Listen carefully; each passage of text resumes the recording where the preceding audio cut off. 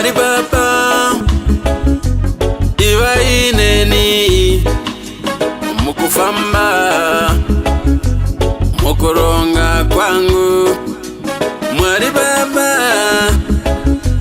dzingai mhepo dzemusha, dzingai mhepo dzemusha. Tarirai vapenyu, tarirai vapenyu, vanditsvaga, vanditsvaga, kuda kundiwisira pasi, asi imi kumusoro munoimba neni.